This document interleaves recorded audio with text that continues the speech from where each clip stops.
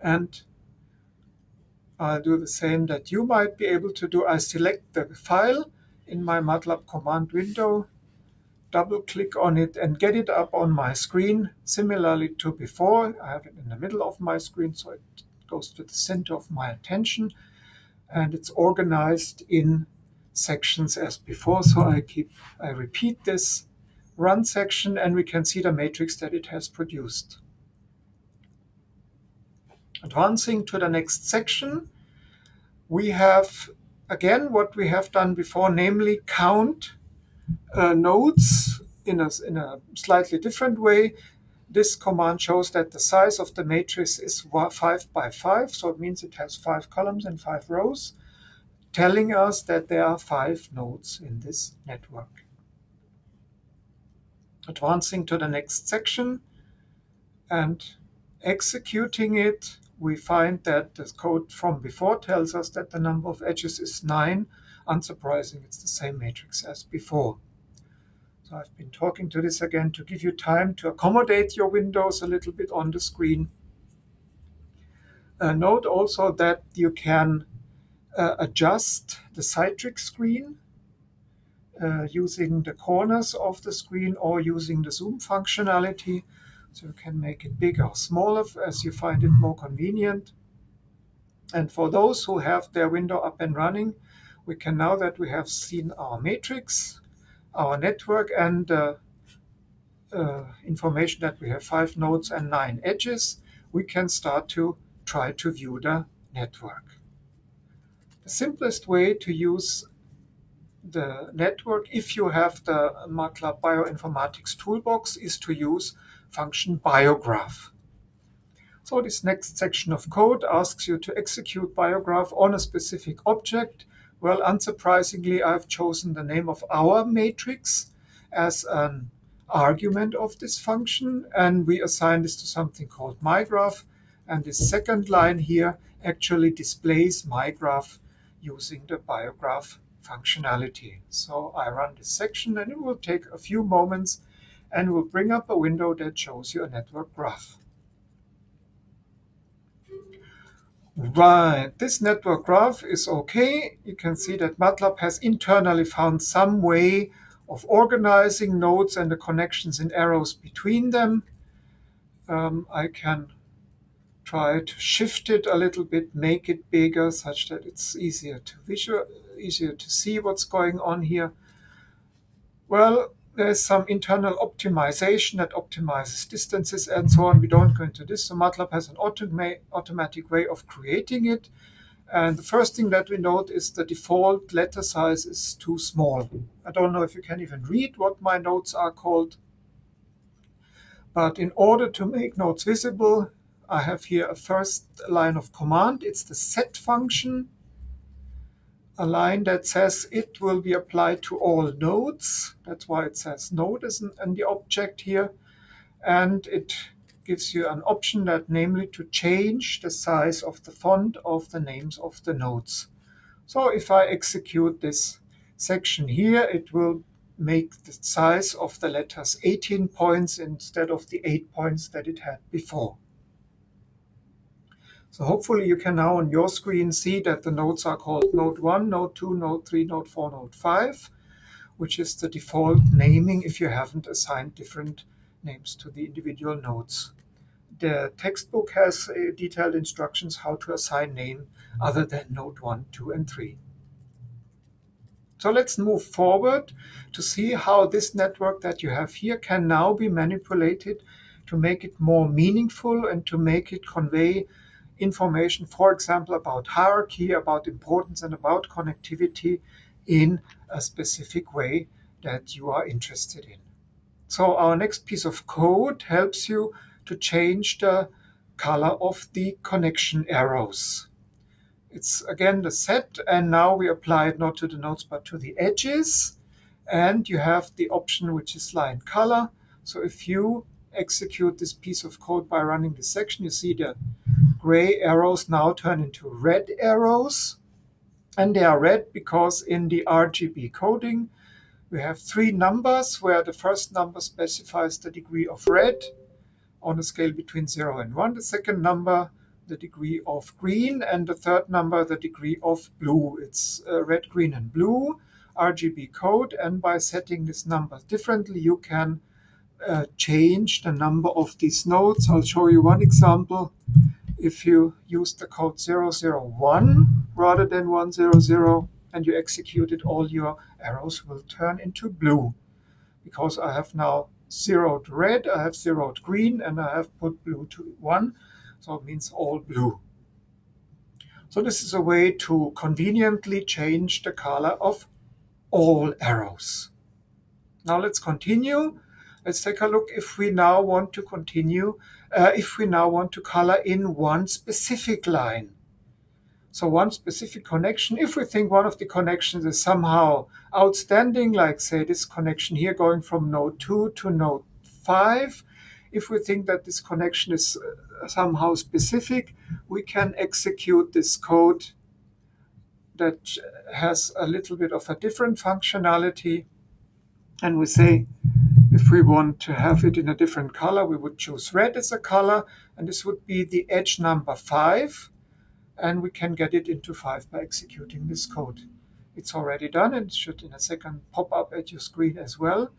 And the reason I have it only for one connection is that in addition to edges, I have put in round brackets, I have put in the number 5 as an optional argument, and that accesses only the edge number 5. In order to find out which edge has which number, you can either experiment with it by adjusting a color as we did just now, or you remember the convention that I mentioned in the beginning. The edges are counted starting on the left column from the top row to the bottom row, moving to the second column, and so on until the last row of the last column, which is the last edge in this matrix. So you can find out what the numbers of the edges are, and then you can assign individual edges and manipulate them one by one. With this, let's move on to something that addresses the color of nodes. If you want to change the color of nodes, here similarly as before, the set function used to change the color, but we have to specify that now we don't mean edges, we mean nodes. And please note that if it says nodes here with a capital N, you must say nodes with a capital N. Capitalization is in many cases crucial in Matlab, and you might get an error if you don't capitalize in many cases correctly. So with the color option, we have an option, we have some color set to change the color of all nodes. This will address the color of all nodes simultaneously. So we run this piece of code, and we can see all the nodes are now black letters on a blue background, whereas previously they weren't. So means you can now choose the color of choice for your node background to address as you like. We have now done all nodes simultaneously, and if I move forward to the next section, here's again, as we did before with the arrows, here's a command, set command, that now changes the color of a single node. If you think one individual node, say node number 3, stands out from the rest of the others and you want to assign it a different color, say green in this case, you can do that by running this section, and you can see the result of this manipulation is that the node number 3 at the bottom right of the graph turns to green. And of course, if you change the number in this argument of this, if you change, for example, from 3 to 1 and execute the code again, then also similarly the node 1 will be highlighted. And so you can see by this means you can, using this convention, you can address nodes individually. You can also address them in groups. If I want to do all nodes together, I can also do, for example, 1 and 3 together using square brackets in this convention that you should know from addressing groups of elements within a matrix. If not, please refer to the introduction to Matlab where this is explained in detail. If I execute this, of course, nothing will happen because 1 and 3 are green already. So now we have colored our connections, we have colored our nodes, and we have been able to highlight individual elements in the network. If you think that coloring is not enough, but in addition you want to give a different shape to the nodes, you can do so. You have a variety of options within the bioinformatics toolbox to change to different shapes. You do this by the shape option as highlighted in this piece of code here. That helps you to modify the shape of, for example, a group of nodes. So I have done here node 1 and node 3, the ones that we already thought were special, will now get a different shape. And it assigns here the shape with the name of house. So executing this piece of code, we see that as a result in the biograph plot, shape of node number 1 and the shade of node number 3 have changed to something that's different from before. This is what Matlab calls house. You can experiment with the different options. All the options are highlighted here as comments in your code, so they're not executed. They're just there for you to choose from. You can choose ellipse, circle, rectangle, diamond, and so on. If you feel that this helps to improve the visible impression, and sometimes it does, if, for example, these nodes stand out, you can isolate them by this means. So in order to maybe go from house to something different, to say something like circle or ellipse, to choose an ellipse, you would substitute where it says house now, you substitute this with ellipse, run the code again, and you will see the former house type of shape disappeared, and now we have something rounded, elliptic in nodes 1 and 3. And this is something for you to choose what suits you best in your network display. Having said this, now we have seen a couple of coloring options. One thing that you haven't been able to do now is to actually change the position of the node. Because Biograph uses an automatic positioning, it does not always mean it has to be optimal in all cases. You might want to have nodes grouped differently. For example, in our case, you might want to have node 1 and node 3 somehow grouped together. So Matlab allows you this by using the position option. As you can see in this next piece of code here in this section, you can move the position of the node 1 by running this to another place. So in this graph, number 1 will now be on one horizontal line with node number 3. And you can see that worked nicely. The one thing that didn't work so nicely was that the arrows didn't follow because we have only changed the position of the node. So of course we have to amend this problem, and there's a piece of code in the next section that helps you do it. Do layout is a function that helps you to address this, that the arrows now rearrange themselves according to the new position of the node, and it needs an option that's paths only, which you probably will not be able to find easily in the Matlab help functions because it's quite complicated to find. So it's here for your convenience, and if we run this piece of code, Matlab will rearrange the graph such that the new position of node 1 is preserved, but that the other nodes, and particularly the connections, are regrouped such that they are in a more optimal position relative to node number 1 in its new position. If you find it complicated to execute a piece of code, there's also an interactive feature. If you use your mouse cursor and hover over the node, by clicking once of it, you can highlight the node. I don't know if you can see that on the screen. If there's a red circle around the node, that means you have highlighted the node. Once highlighted, clicking and dragging the node, you can actually move it with your mouse cursor.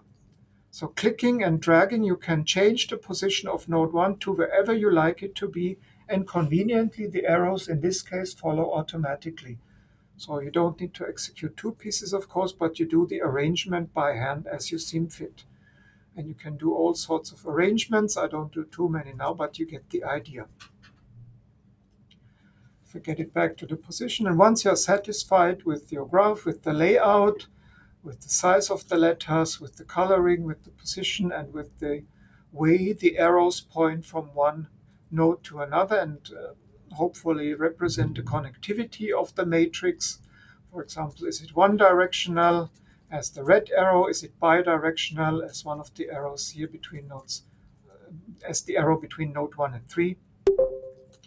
And you can see this is the way to build up your network, and you can use these code examples that I've given you now in the way that I have executed them to put together a piece of script that helps you to create your soil network as instructed in the assignment 2.